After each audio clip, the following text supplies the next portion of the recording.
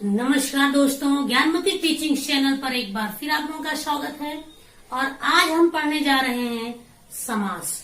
तो देखेंगे समास के बारे में पहले जान लेंगे हम। समास किसे कहते हैं? तो देखेंगे समास का अर्थ है संक्षेप। संक्षेप का मतलब किसी चीज को बहुत छोटे में बता देना। संक्षेप का उल्टा होता है विस्तृत, यानी बहुत बढ़ा चढ़ा कर लिखना, बड़ा करके लिखना। तो कहते हैं ना कि आपका समास का अर्थ है संक्षेप। संक्षेप का मतलब छोटे में कोई चीज कह देना। तो लिखा है जब दो या दो से अधिक शब्दों को मिलाकर एक संक्षिप्त शब्द बनता है तो उसी को हम समास कहते हैं। दो या दो से अधिक शब्दों को मिलाकर जब एक संक्षिप्त शब्द बनता है तो उसी को हम समास कहते हैं। जैसे हमने लिखा राजा का महल, एक अब इसी को हमने लिख दिया राजमहल। ये आपका संक्षिप्त हो गया, ये आपका विस्तृत हो गया।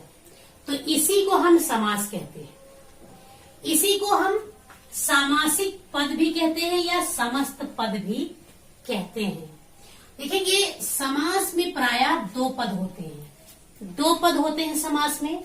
देखेंगे जैसे ये राज एक पद ये हो गया और महल एक पद ये हो गया। तो एक होता है आपका पूर्व पद और एक होता है आपका उत्तर पद। पूर्व का मतलब पहले और उत्तर का मतलब बाद में। तो पहले का पद और जितने भी समास होंगे सभी में आपको दो पद मिलेंगे। जैसे हमने लिखा बेफिक्र,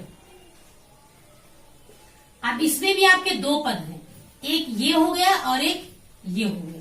ये उत्तर पद और ये पूर्व पद और ये उत्तर पद हो गया। तो समास में प्रायः दो पद होते हैं। देखेंगे इसमें कभी कभी पूर्व पद प्रधान होता है, कभी कभी उत्तर पद प्रधान होगा। ये जब हम अगला इसके प्रकार पढ़ेंगे तो ये पढ़ने को हमको मिलेगा। दोनों पदों में कोई भी पद प्रधान हो सकता है, प्रधान का मतलब मुख्य हो सकता है। और कुछ ऐसे भी समास हैं जिसमें दोनों पद प्रधान होते हैं। तो देखेंगे अगला है आपका समास विग्रह। विग्रह का मतलब होता है तोड़ना।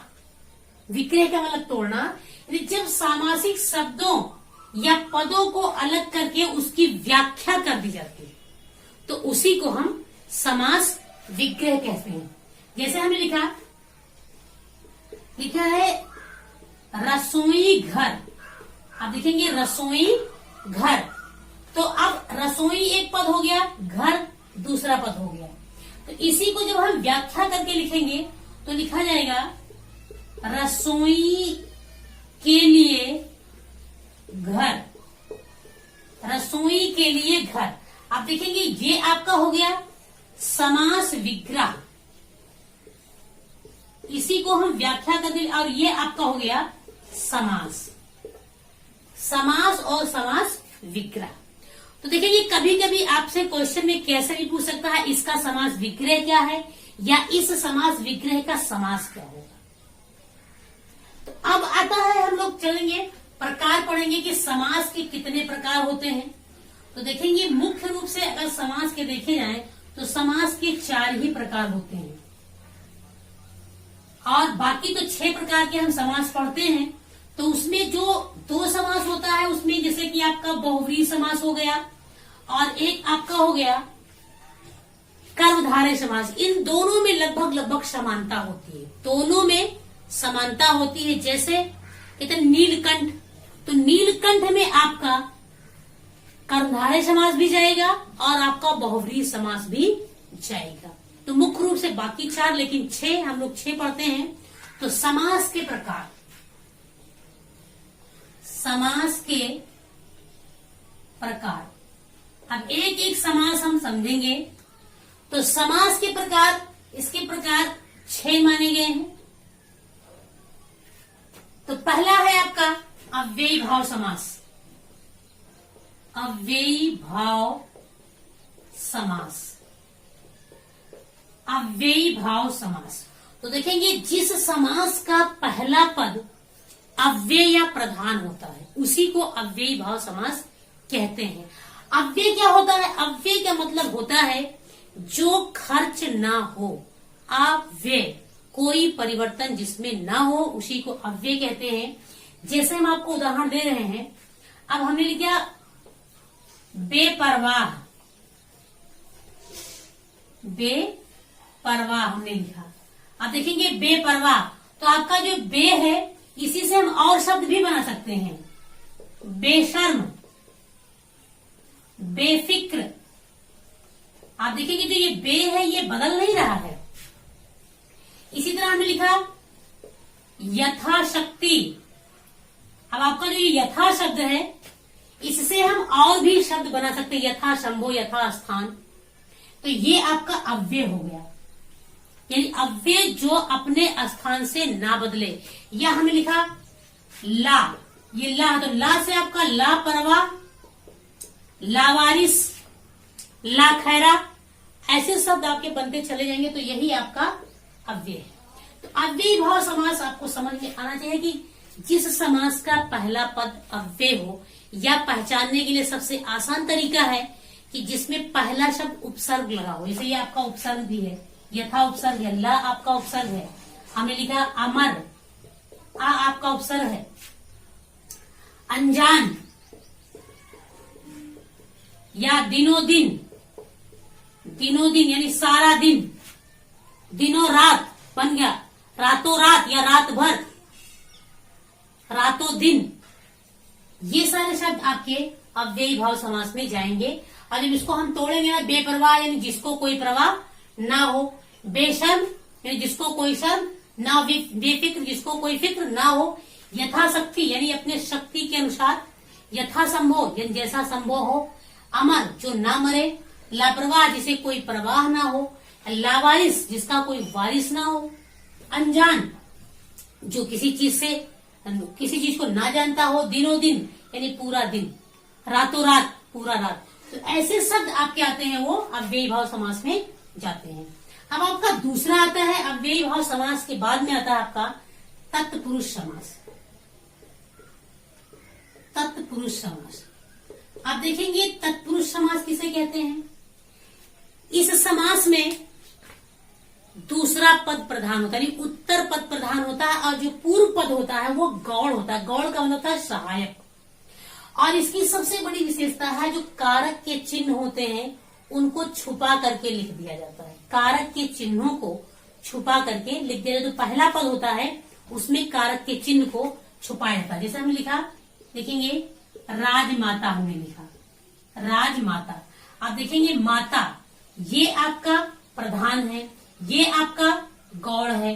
जब इसका हम विग्रह लिखे करेंगे तो राजा की माता।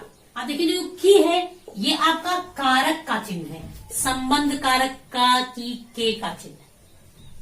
हमने लिखा रोग मुक्त।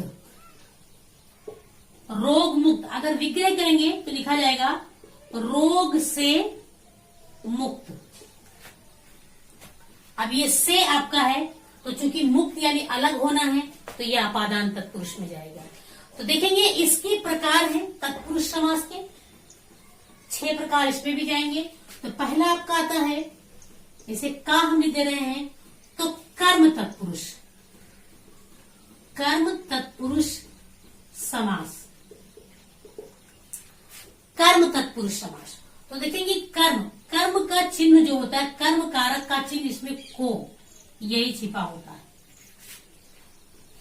जो कर्म तत्पुरुष समास होता है उसमें को, कर्म कारक का चिन्ह को छुपा होता है। जैसे हमने लिखा स्वर्ग प्राप्त, स्वर्ग प्राप्त।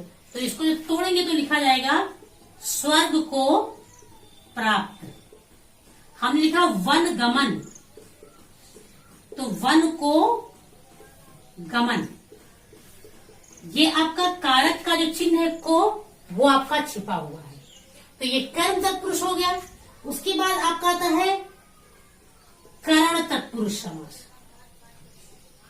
तत्पुरुष समास तो देखिए करण तत्पुरुष, इसमें करण कारक का चिन्ह से या के द्वारा, ये दोनों चिन्ह छिपे होते हैं। जैसे देखेंगे आप, रोगग्रस्त, यहां कारण कर्ण कारक है, इसलिए इसमें आधार का पता चल रहा है। रोगग्रस्त यानी कि रोग से ग्रस्त, ये आपका कर्ण तत्पुरुष में जाएगा। हमने लिखा तुलसीकृत, तुलसीकृत, तो तुलसी के द्वारा कृत, कृत का मतलब लिखा गया, तुलसी के द्वारा कृत, यहां के द्वारा चिन्ह आ गया, यहां से आ गया। अगला आपका आता है कर्ण के बाद में संप्रदान तत्पुरुष समास, संप्रदान तत्पुरुष समास। इसमें जो होता है संप्रदान कारक का चिन्ह के लिए छिपा होता है, इसमें के लिए का चिन्ह छिपा होता है। जैसे हमने लिखा प्रयोगशाला, प्रयोगशाला, तो इसका जब विग्रह करेंगे तो लिखा जाएगा प्रयोग के लिए शाला, प्रयोग के लिए शाला। या हमने लिखा रसोई घर, तो रसोई के लिए घर, तो यहां पे के लिए आ जाए वो आपका संप्रदान तत्पुरुष होगा। संप्रदान के बाद आपका आता है अपादान।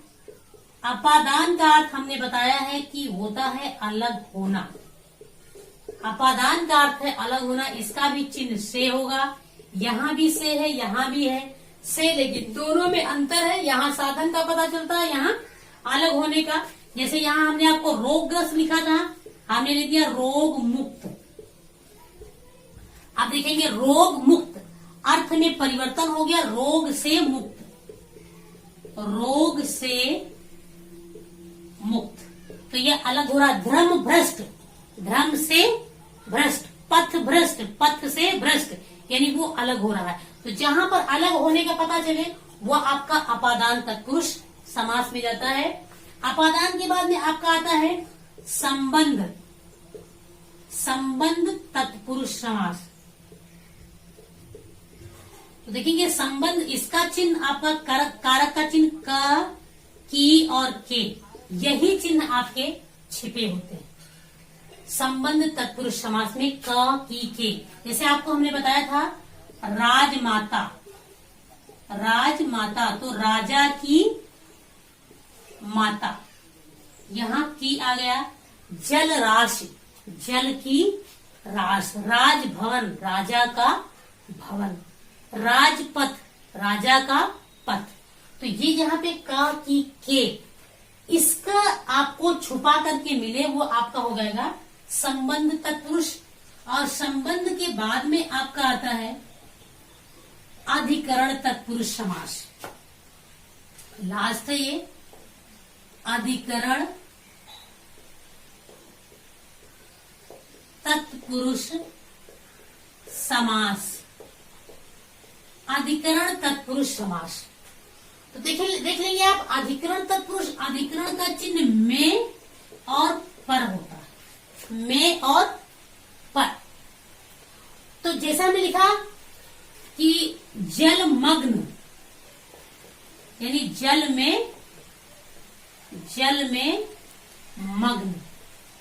हमने लिखा घुड़सवार, घोड़े पर सवार, ये आपका हुआ अधिकरण तत्पुरुष समास। यानी तत्पुरुष समास के 6 पार्ट हमने आपको बताया। तत्पुरुष समास में कारक के चिन्हों को छुपा करके लिखा जाता है, वो होता है आपका तत्पुरुष समास, उसमें सारे कारक के चिन्ह होते हैं। अब अगला आपका समास आता है, वो हम आपको बता रहे हैं, अगले वीडियो में आपको बताएंगे अगला समास।